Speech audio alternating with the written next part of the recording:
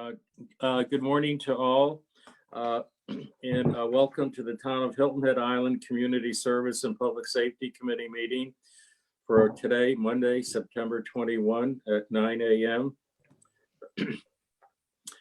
Phyllis, would you kindly do a call to order, please? Yes, Mr. Harkins. I apologize. Roll call would be Mr. Lennox. Here. Ms. Becker. Here. Mr. Harkins. Here. Mr. Ames. Mr. Ames is not Oh, going I to be able to come apologize. today. And Mr. Stanford. Here. Thank you. And Mr. Brown. Yes. Great. Okay. We have the minutes, excuse me, Phyllis, in terms of FOIA compliance, are we okay? Yes, we're in compliance. Thank you. The next item on the agenda is the approval of the minutes from the meeting which took place on July 26, 2021. Is there a motion? Move to approve the minutes. Second? Second. All those in favor, please raise their right hand. So approved. Next item, appearance by citizens. Phyllis, do we have appearance by citizens, or are we going to do that item by item in terms of their particular level of interest? We can do appearance by citizen, Mr. Harkins, now. We also had, citizens had an opportunity to submit written comments via the town's open town hall portal by 4:30 on Friday, September 24th. There were no comments submitted. So we did have a number of citizens who wanted to speak. We can start with Heather Rath. Okay. Good morning, Heather. Welcome. Please share your thoughts.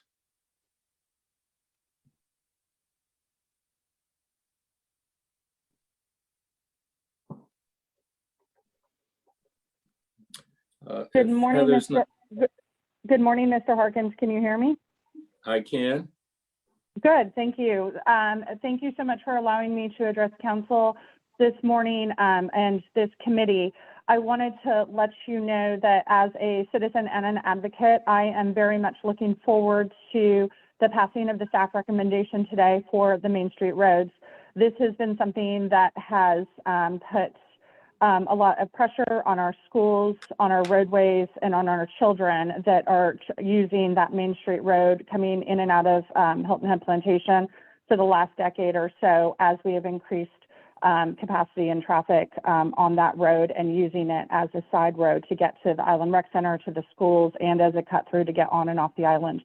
So I very, very much look forward to moving forward on this proposal today and for you all to accept the staff recommendation. I'm very excited to start the next phase, which is the planning of what this true Main Street could be for our community. I think that that is where we can really have a difference maker. So thank you, Councilman Harkins. Okay, thank you, Mrs. Rath. Do we have others from the public that wish to speak? We do. We have Pamela Jones. Ms. Jones, please come forward. I believe she's connecting now, Mr. Harkins. Sure.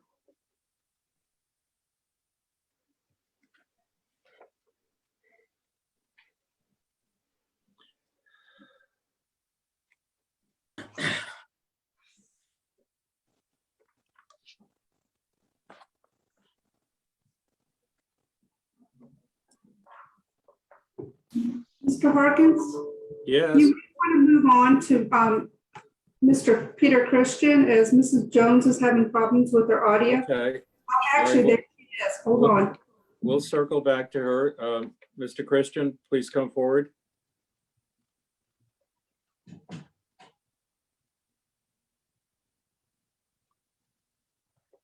Can you hear me, Mr. Chairman? Yes, sir. Good morning, Mr. Christian. Good morning, Mr. Chairman. This particular project has been on the town's agenda for probably over 10 years. And has been on the top of the list for the Planning Commission as long as I can remember, for the past 7 years after serving on that. And Councilmember Brown is infinitely aware of that as well. Although that road is in dire need of attention, for whatever reason, the owner of that road has not performed well in keeping it well maintained. However, there is a public interest, as been pointed out in the past. That particular roadway serves as a conduit for many to get to the school campus. And the residents of Hilton Head Plantation probably have the largest number of school-aged children that attend that campus, or one of the largest. So there is a very well-served public good to the town taking that road over, and also connecting a leisure path system that would safely allow folks to get from Hilton Head Plantation, connect with a new leisure path going down the length of Main Street all the way to the school campus. This has been on, again, the town's agenda for some time. The town did take over the section of Main Street between our traffic circle and the hospital many years ago, and that has served the community well. And we are asking that the town look at taking that road over, getting some responsibility out of the business community that is responsible or was responsible, depending on how you look at it, for the maintenance of that road, and then taking over the maintenance and joining with us to put in a safe system to allow youngsters to ride their bikes and to walk to that high school campus and access all of the businesses along that corridor. And very much appreciate the committee's indulgence in getting on the agenda. Thank you, Mr. Christian. Any other members of the public wish to come forward? Mr. Harkins, Ms. June is on the line. Yes. Welcome. Please share your thoughts. Hi, my name is Pamela June, and I'm president of the Main Street Property Owners Association. We've owned property on Main Street for 4 years, and my company, June CPA, has served our community for 16 years. I appreciate the intense town staff research regarding the issue and their dedication to work with the association. On the behalf of the association, we are encouraging you to accept the staff report today to move forward with town ownership of this road. For over a decade now, Main Street has been utilized as a public road, and the infrastructure and finances dedicated cannot continue to be supported by a private commercial owners association. We look forward to seeing what a true Main Street can look like with continued partnership with the town, connecting our community and creating safe and beautiful spaces.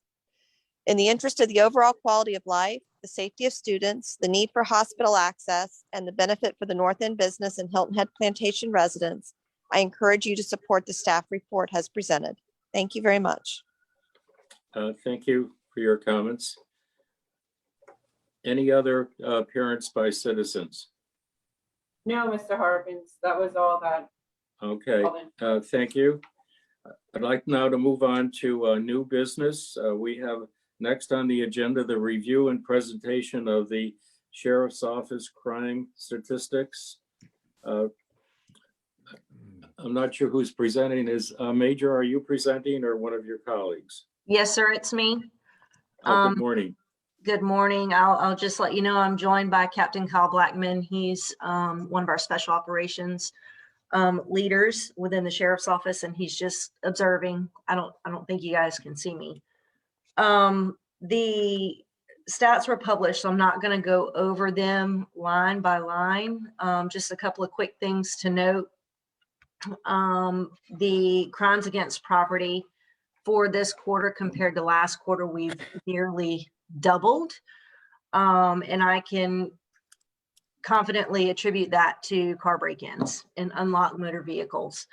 But with that comes the theft of firearms and ammunition and other items that get out on the street that we really kind of need to encourage our citizens to get a handle on.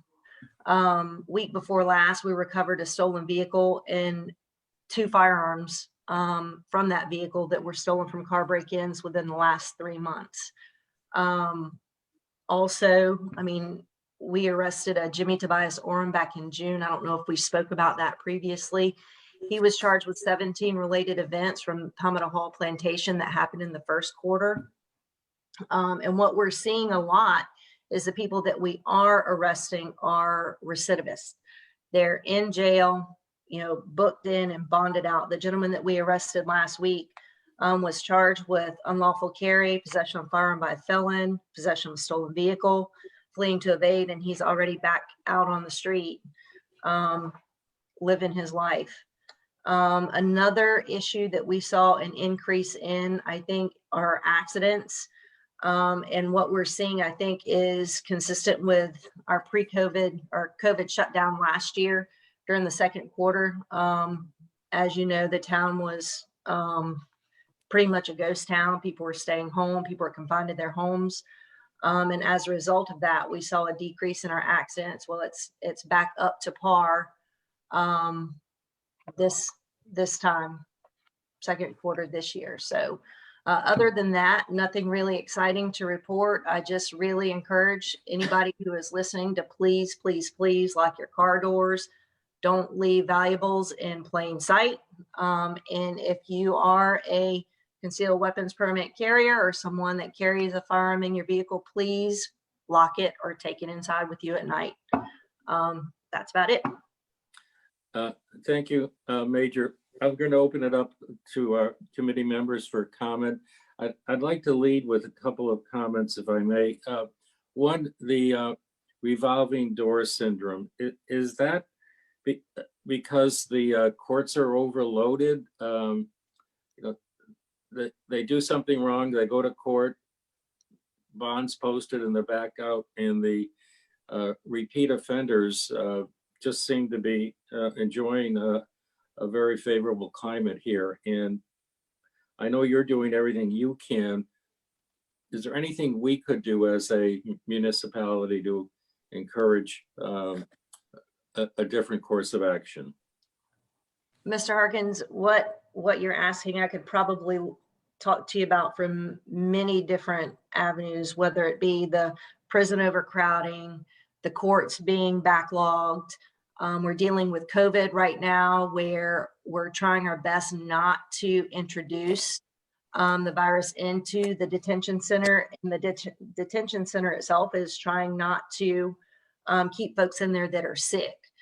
I know over the last probably month and a half, just by course of the job that we do, we have had to take prisoners to the jail with COVID. And they are afforded a bond and released because we don't want to introduce that into the population.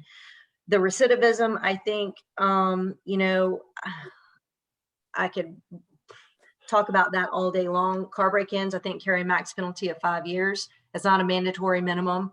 You know, a lot of it's probation. You get probation, you get, you know, community service. You do YOA, youthful offender. Another issue that we're dealing with right now is the Department of Juvenile Justice is in turmoil. Their director just resigned last week. Juveniles are a huge part of our property crimes right now. And when we have to take them home and release them to their parents, there is no penalty until they make it to family court. So asking what we as a community can do as far as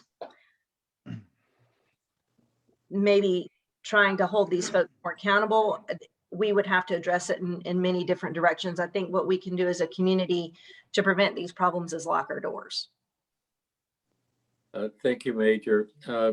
Committee members, comments, please.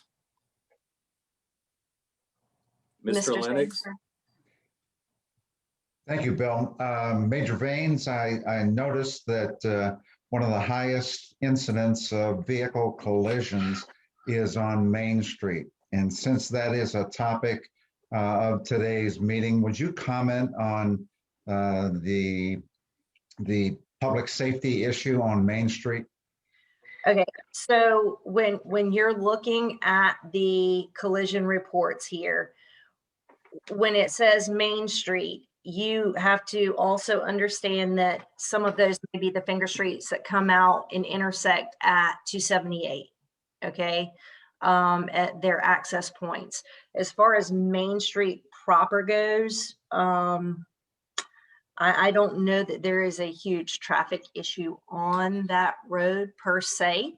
Most of those accidents are going to come from the 278 intersections right off of Main Street because these are tracked by grid. Okay, thank you. Mm-hmm. Tammy, please. Thank you. And thank you for that great report. It's always welcome to hear the statistics that y'all compile. And I know that the entire Beaufort County Sheriff's team does an amazing job, and we're thrilled that you're here. Thank you for all of your service. Secondly, what I wanted to go through is a couple of questions that I have. I always ask about drug-related arrests and how that's impacting the secondary crime that is being committed. But I'm wondering if we could in the future get some information on the drug issues that exist on the island and how they're being dealt with. It's important to me, and I think others as well. And since we know it's often a contributing factor to other crimes, I think it's important for us to get that information. Okay. Tammy, may I Yes, ask to qualify your comment? Are you suggesting that maybe in one of our future meetings we ask the major if she might focus on the problem you just raised? I would. I think there's a number of ways of looking at it, and certainly while the sheriff's here, while the major's here, I think it's important that we bring it up in terms of the arrests, the type of drugs we're finding on the island, contribution to other break-ins. But I think there's a secondary way or an additional way of looking at it that perhaps is a bigger conversation, but it's what happens with any type of treatment, where folks go, and I think a related question that is also going to come up in my comment with regard to car break-ins is when folks are arrested for these crimes, are these generally Hilton Head Island residents, visitors, or folks who have come across the bridge or come onto the island in other manners that are being arrested? That I think is important for us to know as well. Thank you, Tammy. Major, respectfully request that you consider Tammy's request to dive a little deeper at possibly our next meeting on the drug issue. Okay. Simple enough. Thank you.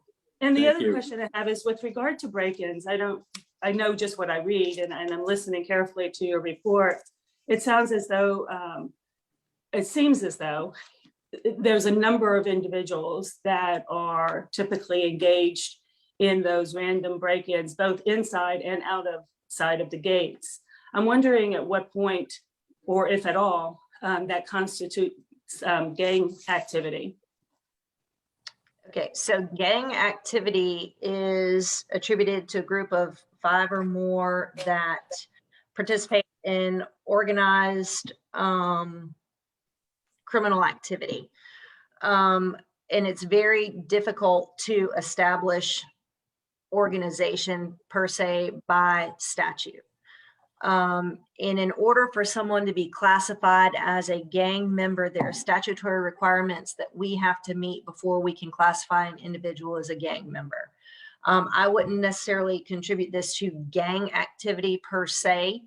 I would contribute it more to, 2 or 3 guys, juveniles, get together and leave their house at midnight. And usually it's between midnight and 5 in the morning. They're riding their bicycles through neighborhoods, pulling on car doors, and, they get what they get, take it back and either sell it, use it, hand it off to someone that is going to use it. And I'll tell you, recently with one of the folks that we arrested back in June. So the guy that we arrested last week with a stolen car and the 2 firearms, a cell phone belonging to the guy that we arrested in June was found in the stolen car where the guy fled from last week. I Oh. mean, there's a connectivity that we can establish, but statutorily, it does not meet the requirements of a gang-related issue.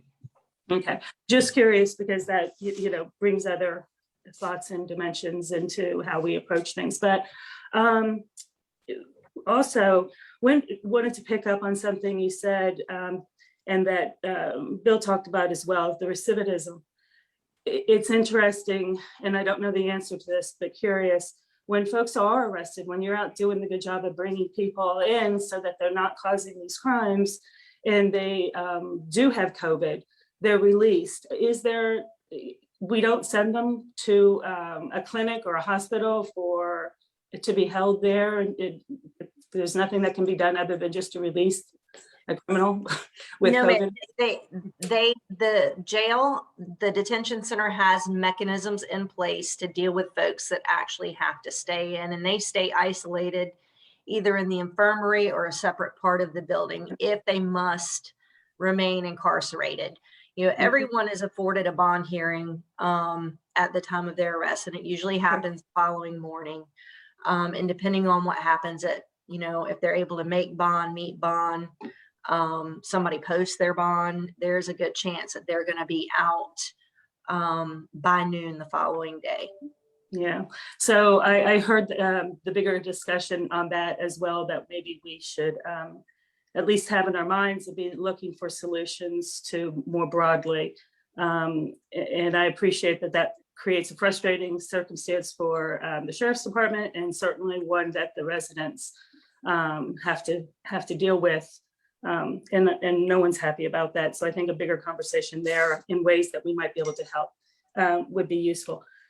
The other thing that I just want to say as a closing comment is that, to reiterate and to emphasize the major's point, that if you keep your cars outside, even if you keep them in your garage, make sure that your garage is locked, keep your cars locked, keep your items out of plain view, be thoughtful when you're closing your doors and walking away. I've made the mistake, locked my door, but had something that was uncovered and was broken in on. So good news about that was the sheriff's department took control of it and did a great job as always. But it does happen, and it's very, very easy to forget, even when you usually do. So thank you, and lock your doors. Thank you, Tammy. Glenn Stanford, please. Thank you. Major, I am very appreciative to you and the fellow officers for the public safety services you provide us here on Hilton Head Island. And I, for one, feel very safe here, thanks to your great protection being afforded to all of us. When I review a report like the one that you issued here, obviously there's a whole lot of data there. And I'm wondering if you can summarize a little bit for me, 2 different categories. One, crimes against people, and 2, crimes against property, from the point of view of, are they concentrated in any particular areas? For example, you mentioned Palmetto Hall. Maybe you could start there and talk to us a little bit about where this seems to be happening. Okay, so without having a specific breakdown of everything in front of me, I can tell you, for instance, the crimes against persons, those are assault and batteries, domestic violence related issues, robberies, things where the actual physical person is the victim of a crime. In the second quarter, there were 5 armed robberies reported. One of those occurred in Sea Pines. One of them occurred on Muddy Creek. One of them occurred in Sandalwood, and we have actually made an arrest in that case. And the other one was on the south end. So it's all over the place. Addressing the crimes against property specifically, I'm going to go with the car break-ins because that's the most significant. We have seen, and I'm going to include Bluffton in this as well, or the whole Southern Beaufort County. Yes, Palmetto Hall was hit. Palmetto Dunes has been hit. Indigo Run has been hit. There have been apartment complexes that have been hit. Almost every planned development in the greater Bluffton area at some point over the last year has been the victim of a string of car break-ins. Most recently, we've had last week Victoria Square and the Point Comfort areas on Wednesday night into Thursday morning. So it's all over the place. It's not isolated to the north end. It's not isolated to the south end. It's all over the place. In anywhere where you can get out of get off of a bicycle and walk discreetly through the shadows of homes and can maneuver yourself around a parking lot, you're subject to being a victim. I mean, I wish that there was a way that I could tell you we've looked at it from the crime prevention, standpoint, trying to track trends, days of the week, times of the night, and there is not a specific pattern that we have been able to identify over the last year. We have run undercover operations in various communities. And if we're working, say Folly Field, Point Comfort's going to get hit. That's just our luck. It's the way that it happens.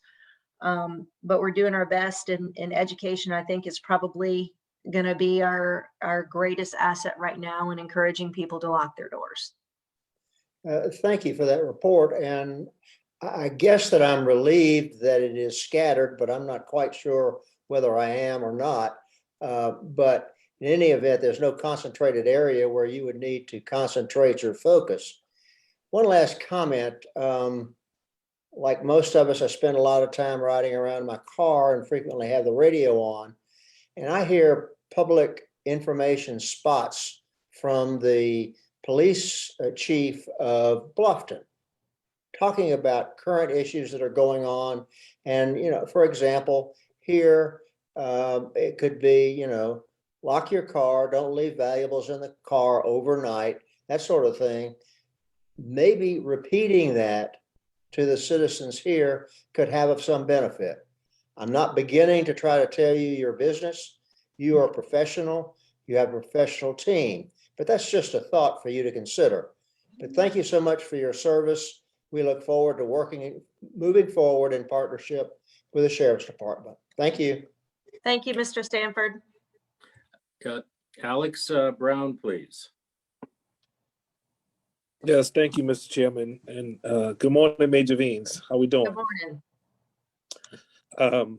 Want to echo the comments made thus far as the job that the Sheriff's Office is doing here, particularly on Hilton Head with protecting and serving us. I've got I guess just a question and a comment. I was looking at the traffic incidents. And I think you're right as far as the increase here, because traffic was down during COVID. But some of these roads that are named, like Sea Pond Circle, William Hilton Parkway, Wilborn, those seem to have the most significant amount of incidents. Do you all also keep track of the contributing factors? There would be a way to track the contributing factors, yes. If a state accident report is done, those are noted on every report. It would be searchable, I think, through the report beam system, which is the accident reporting system that we use. Okay, so would I be asking you an unfair question if speed was one of the most common contributing factors? Speed and probably inattention. If I had to guess, rear end collisions. Got it.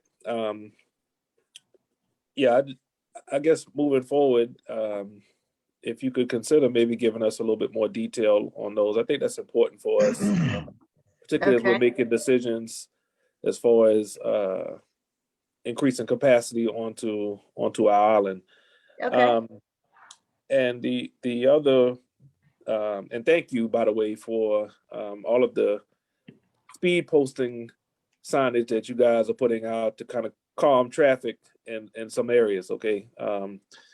I'll be, You can thank Jeff Buckaloo for those signs. okay. All right. I'll be quite honest with you. It even slows me down. Good. And as far as the discussion about the, I guess the increased crime against individuals is concerned, you mentioned that there's a lot of juvenile activity there. Okay. And I agree with Councilman Sanford that we're not trying to tell you how to do your business. And I agree with Councilwoman Becker also, as far as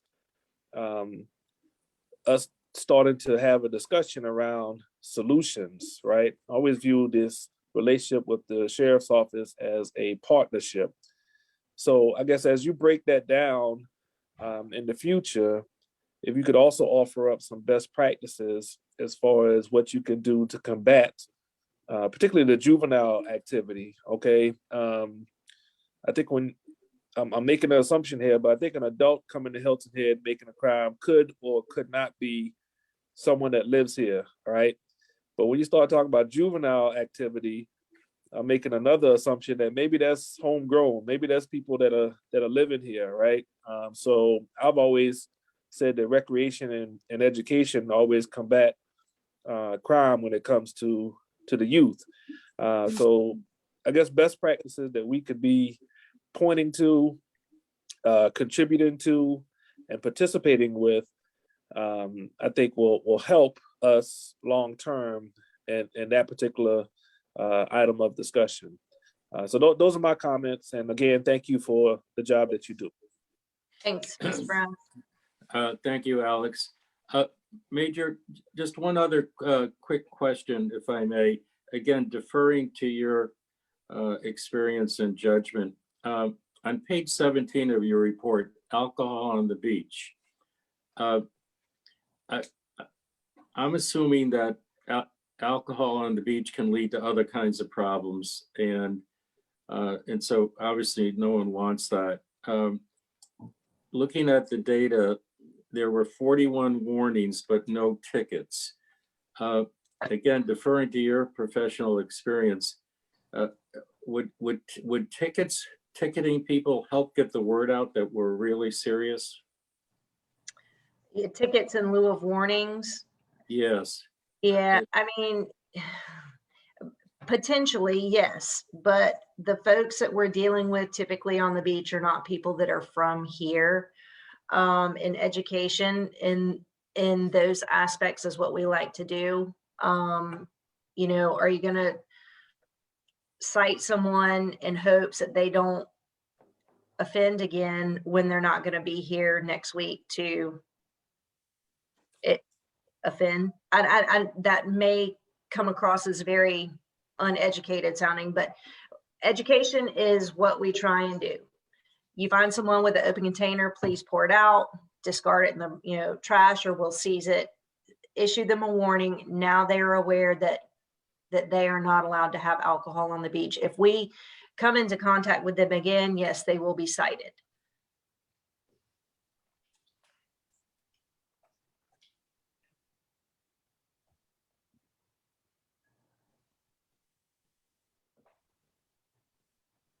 Are we frozen? I can still hear you. I'm not sure. Bill was frozen. Oh, Bill's frozen. I'll just have as long as we're waiting for him to unfreeze, a follow-up question to that would just be, are those warnings that the sheriff department gives out, or does the Shore Beach Patrol, do they have any part in that? No, ma'am, they don't have a mechanism of issuing warnings or violations. Now, they work very well with our beach patrol during the summertime. And a lot of times if they see things that are in violation, they'll let the citizens know, and it's not even just alcohol, it's animals on the beach, Yeah. right. And they are in constant contact with our folks that are working the beach, and they're also in constant contact with code enforcement. So, And I tend to agree with you. Educating people leave a couple of days later as to what we allow and don't allow doesn't have much teeth to it, and probably isn't all that, unfortunately. Excuse me, Mr. Harkins has dropped off the call. We're trying to get him back on. Oh, okay.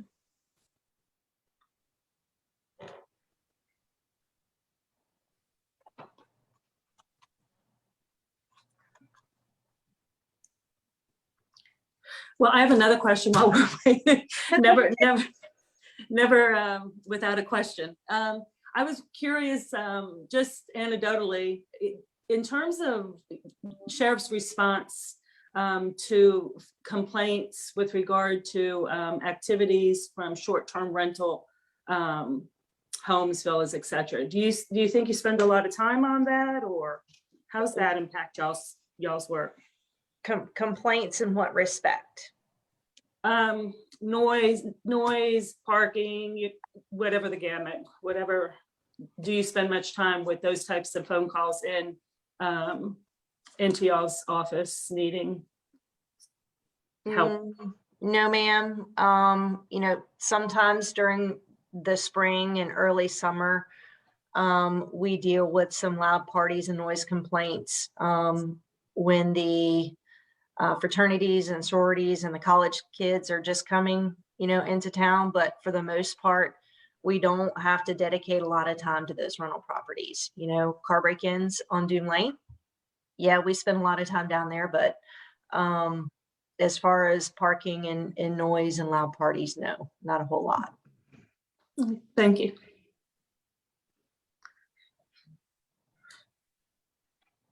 I'm sorry, we're still trying to locate Mr. Harkins.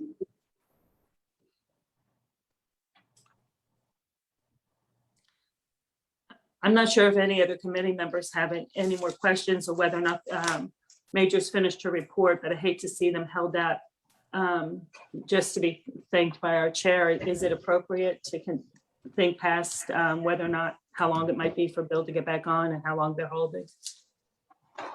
I think since we have a quorum, we should move on and let Bill catch up with us. Well, I personally would like to thank the Major and the other officers with her in observation today for their time and for their wonderful report and all that they do for our community. Thanks, Ms. Becker. Second that. Mr. Lennox, this is Krista. Would you like to step in and take over for Mr. Harkins until we bring him back on? Yes, I will, Krista. Thank you. Sir. Thank you, Major Baines. Agenda item 2 is the review and discussion of the Main Street right-of-way acquisition. Jeff, I think you're ready to tee this up and make comments on behalf of the staff recommendation. Yes, sir. Thank you, Mr. Lennox, members of committee. Jeff Buckaloo, Interim Infrastructure Services Director, and the item before you today on Main Street is the dedication of private roads rights of way to the town for the acceptance and perpetual maintenance thereof in the future. As you heard in some of the public comments, a lot of strong sentiment that the town should own these roads and maintain them. The item has been around for a long while. The policy to accept private roads was approved back in 2014, and we last discussed this item on Main Street in 2019. At that time, there was a staff recommendation that the town be compensated for a portion of the immediate maintenance cost we saw, and that we accept the roads.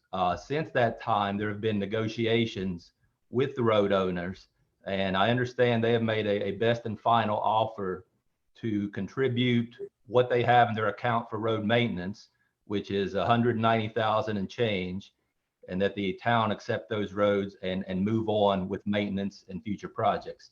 So I'd like to run through a brief presentation, if I could here. and see if I'm sharing my screen. Can you see my screen? Yes. Yes. Okay, very good. The roads involved are Main Street from Whooping Crane Way up to Wilborn. The side streets or finger streets, Major Vanes talked about Central Avenue, Meeting Street, Merchant Street, and Museum Street. The total length of these roads combined is just over a mile. Here is the right-of-way plat provided by the road owners. So you see that the rights-of-way, Main Street is 75 foot down, 75 foot wide down on the Whooping Crane end. And then about halfway, it transitions back to a 50-foot wide right-of-way. The other side streets are mostly 50 foot in width, but they flare out as they approach 278 coming in. This next slide is very important. What I want to convey here is ownership of these roads and how they connect. I'll go down the hierarchy of governments, but the orange roads are the roads owned and maintained by SCDOT. So you have William Hilton Parkway, you have Wilborn, Gumtree, the major roads around the area. The blue roads are county maintained roads. So you can see Pembroke, Gardner, Legamutton, set up to take traffic off of William Hilton several decades ago. Beach City Road, the school campus roads are all owned and maintained by the county. The lime green roads are current town maintained roads. So you have the portion of Main Street from Whooping Crane down to Hospital Center Boulevard, little connection there, Indigo Run Drive, a portion thereof from the circle up to 278, et cetera. But the red roads are privately maintained roads. And so while Whooping Crane would still remain owned and maintained by the Hilton Head Plantation POA, you can see bound in the yellow highlighted area, the Main Street roads being dedicated. And so, you know, we can see the important function those would serve, you know, getting folks off of 278 if there's a traffic jam, et cetera, serving those businesses, connecting residential areas to the school campus, et cetera. So I think that's a really important slide to convey what's connected to what. Got some random, you know, sample photographs of the conditions. I'm sure you've all driven it. You know what's going on up there. A lot of pavement failures, root upheaval along the curbs. There's some subsidence or settlement near drainage structures. We went through and did a cost estimate back in 19 and came up with a figure we thought to be true and accurate. We had asked back then for the POA to contribute half of that cost. And those numbers, you know, half was about 238,000 back then. So they come forth now with 190,000, which is close. And again, those are estimates. The real actual cost could vary. So if we get these roads, we would make immediate repairs as necessary to make sure they're safe for the traveling public. I understand the road owner has an asphalt contractor engaged to make immediate repairs on the open holes and conditions that are affecting traffic out there now. But another important part of this acquisition would be our ability to make future improvements with capital upgrades. We're excited about a capital project here involving a total streetscape. You have the road conditions, which obviously need to be improved. There's sidewalk existing on portions of the rights of way. We would like a fully connected sidewalk or pathway system. Storm drainage repairs, you know, we looked from the surface to see what we could see. Potentially, if we had to line pipes that are failing under the pavement, failed joints, et cetera, that potentially could be, you know, an expensive endeavor, but hopefully not. But we have $100K programmed in this year's CIP right now, and that is for soft cost, survey, engineering, investigations, et cetera, starting the planning process. But in the future, you'll see when we come forth with next year's budget, we would intend to propose a full streetscape CIP project, which may be $2.5 to $3 million, depending on the scope and extent of that project. Another key item, very, very important, is outside of those rights of way, the POA has rights over utility easements. So there's 10 foot along the boundary of those properties, the private properties. That 10-foot easement, utility easement, is intended for utilities, storm drainage, could be pathways, sidewalks, etc. So as we are designing pathway improvements and potential storm drainage needs, to have these rights on those adjacent lots is very important so that we did not have to go out and try to acquire new easements, which can be a costly and lengthy endeavor. So part of the acquisition and dedication process shall be that we require those 10-foot easement rights to be dedicated to the town as well. And the recommendation before you, you heard the support from some of the public speakers, is to accept the road rights of way and the utility easements, and the current road owners would provide a lump sum payment of $190,000, $190,299.43. Sorry about that. And I will entertain any questions. Thank you, Jeff. Committee members, what questions or comments do you have for Jeff? Glenn. Thank you. Jeff, thank you for this report and all of the work that you've put into this so far. I am definitely in favor of this acquisition. Can you get back on?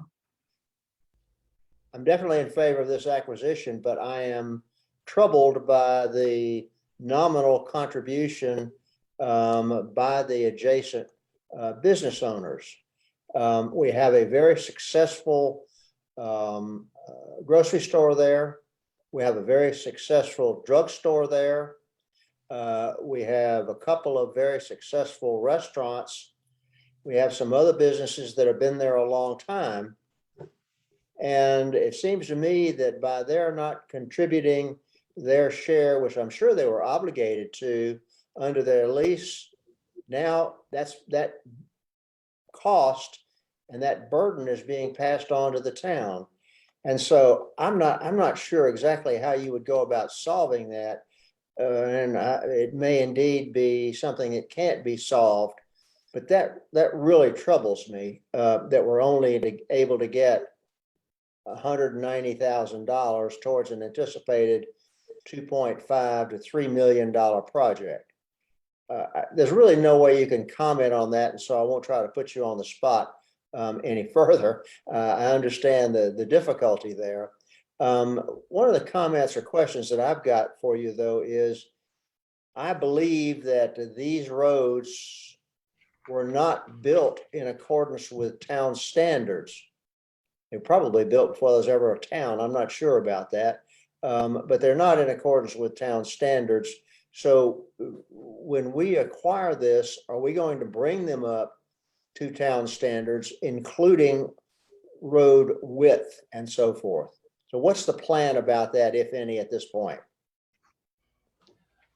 Yes, sir. Part of that capital improvement project will to bring everything up to current road standards. So the pavement section, to buy us an adequate life, over the construction we do, but the roadway widths and everything are fine for now. They comply with LMO, but yeah, our plan would be to bring everything up to standards, including sidewalks or pathways we build that would meet LMO and AASHTO standards. All right, the right of way of the road that is being acquired would also include sufficient land to build the path system through there? Yes, in conjunction with that utility easement. That is key. When we design these pathways, sometimes we encounter utilities, trees, etc., and you need to meander out of the right of way. But the owners that have rights to those 10-foot utility strips, that's very key for us to get now. Fine, thank you. I do look forward to this acquisition, and I support the acquisition, notwithstanding my complaints about them failing to pay their fair share. Thank you. Thank you, Glenn. I just heard from Bill Harkins. He is having difficulty reconnecting. He's attempting to have staff set him up on an audio only. So we can expect him hopefully very shortly. Other comments or questions of Jeff? Tammy? Thank you, Jeff, and Tom, for the opportunity and for the report, Jeff, on this. I'm not sure if you have this information, but I guess I might be interested in how many merchants are there? And over what period of time does the 192.99.4, I think, how that amount of money, what does that represent? I do not have that information. I don't know if Josh is on the call, but I know there were investigations and negotiations with the POA. There's Josh now. Good morning. I do not have in front of me the number of entities that participate in the Commercial Property Owners Association. However, I would note that I know just in looking at some maps regarding that area, it is just more than just the grocery store and kind of that initial commercial area. It goes all the way down. And so there's a lot more businesses in there. But I don't have that count in front of me. Your second question, though, I think I can speak a little bit more to, because we have looked at their finances. We asked for 10 years of financial statements. And in looking at those, the association was charging an annual assessment for roadway maintenance. And in looking at their historical finance figures, it looks like when Hurricane Matthew occurred, they spent a lot of the money that they had set aside for roadway maintenance on cleaning up after that storm. So I would tell you that the $190-some thousand that they have in the bank now would probably be an annual assessment that has been collected from that point forward. So probably about maybe 5 years worth of assessments is likely represented in that figure.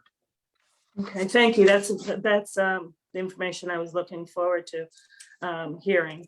The other question, I guess, and I'm not sure how really relevant is just I wonder, in terms of the future, if this acquisition by the town takes place, whether the association would continue to collect the same amount of money and just divert it into other things rather than a road maintenance fund.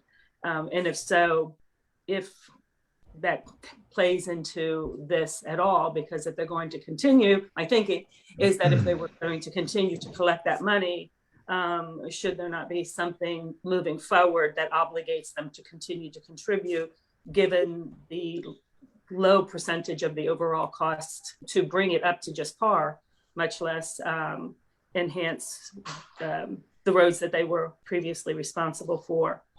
I don't know if that was a question with an answer or just a statement, but if you have an answer, I'm happy to take it. Well, and I wouldn't want to try to answer on behalf of the association, although I do know that they just hired a new property manager, and I believe they may be looking to kind of go in a different way in the future. But I see Ed Hughes on the call. I'm not sure if Ed has the ability to participate or not. If he does and feels comfortable, we can solicit that from him now. Otherwise, we can get you that information when it comes before council.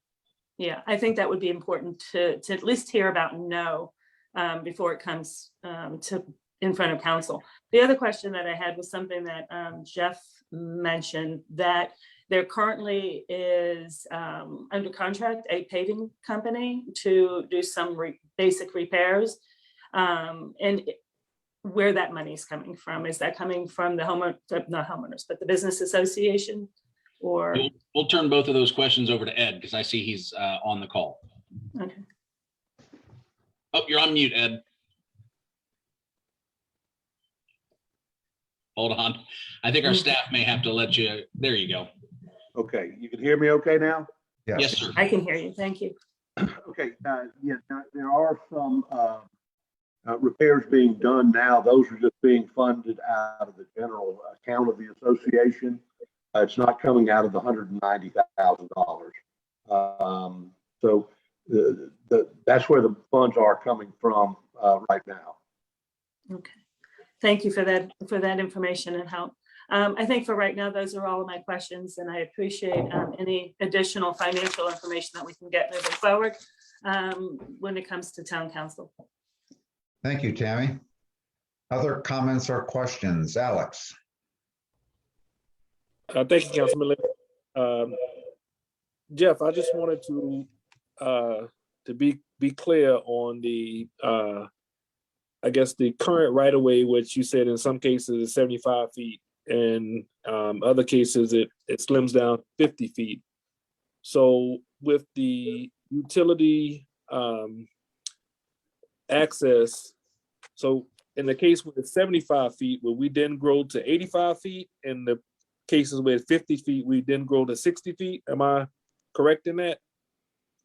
Was that the rights? Yeah, the rights of way will remain the same. So where it's 75 foot wide, it'll remain 75, and where it's 50, it'll remain 50. But on either side, there's a 10-foot strip. So, you know, in essence, we will have on the 50-foot rights of way, we'll have 70 feet of width to utilize in providing pathway and drainage improvements. And on the 75, we'll have 10 on either side. So we'd have 95 foot total. So I think that's very important, you know, given when we get into design, how these pathway, you know, systems may fall. Sure, absolutely. I just want to be clear on that. I thought that's what I understood, but the original, I guess, plan of the actual easement doesn't really display it in that manner. But I wanted to make sure. Okay, and then the second question, as we move into the capital improvement plan and layout, do you have any intention of communicating with the Beaufort County School District as far as connectivity is concerned? I mean, you're talking about $3 million worth of improvement, which a lot of it will have walkability to the school campus. And I'm not quite sure that at the moment that is suffice when it comes to, you know, what we get from congestion in that area. So I'm just curious if we're going to coordinate that to any degree.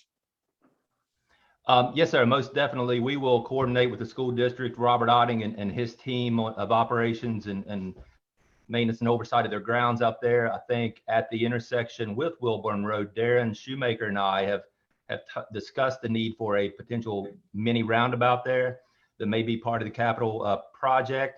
Like I say, as we move forward and scope out the limits and extents of that project, we will definitely look at how it interacts and connects with the school campus. Okay, fair enough. Thank you. Thank you, Alex. I notice our chair is on the line. We are wrapping up, Bill, we're wrapping up the comments. We've received Jeff Buckaloo's presentation. Okay. I'll make the final comments and then turn it over to you. All right, thank you. Can you hear My me? first comment is I'd like to acknowledge and thank Ed Hughes for very effectively representing the POA and negotiating in good faith. I am comfortable that we are where we need to be as it pertains to this discussion and this decision. Secondly, the revised private road right-of-way policy of June of 2014 lists 5 criteria under which the town would consider accepting the dedication of a private road. It's clear to me that this instance in Main Street meets and satisfies all 5 criteria. So although I'm reluctant to relinquish the responsibility that the POA would have to do this work themselves, I think we are where we need to be, and these 5 criteria are clearly met. Under those circumstances, I'm comfortable in proceeding with this dedication. I have one final question though, Jeff. I recall in some of the discussions, we were concerned that all the necessary right-of-ways were in place, and we wouldn't be held hostage with 1 or 2 yet to be obtained. Can you confirm that we have all the necessary right-of-ways to proceed? Yes, sir, Mr. Lennox. The road rights of way as depicted in that plat are what's being conveyed. So Curtis Coltrane, town attorney, will work with Mr. Hughes on the conveyance of those rights of way. The ownership and all that entails who has rights. Curtis will address that with Mr. Hughes. And the utility easement strips that I mentioned, those 10-foot strips, are, I think, critical and vital to the design of future stormwater and pathway improvements. So yes, sir, we Okay. should have all that we need if we get that. That being the case, I am comfortable in proceeding. Mr. Chair, you have the floor. Yes. Thank you for filling in, Mr. Lennox. Is there a motion for the staff recommendation to leave this committee with full support to town council for their consideration? So moved. Bill, I would move that we proceed in accepting the dedication as recommended by staff. Thank you. Is there a second? Second. All those, any other discussion? All those in favor, please so signify by raising your hand. So moved. Thank you very much. And again, thank you, Mr. Lennox, for helping out here. The next item on the agenda is the consideration of the proposed calendar year for 2022. You've had an opportunity to review that. Is there a motion for accepting?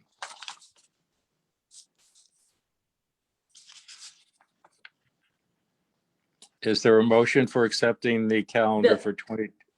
I'll make that motion, Bill, All to right. accept the proposed Second. calendar. All right. All those in favor, please signify by raising your right hand. So moved. Now, Phyllis, I understand we do have an item that needs to be dealt with in executive session. So is there a motion to conclude this meeting with the public and enter executive session for the reasons set forth in the agenda?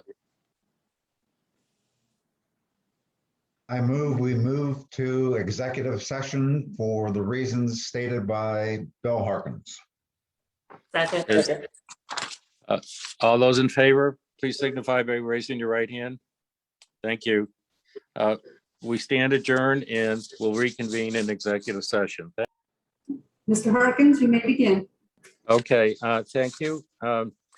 We have just left executive session. No action was taken.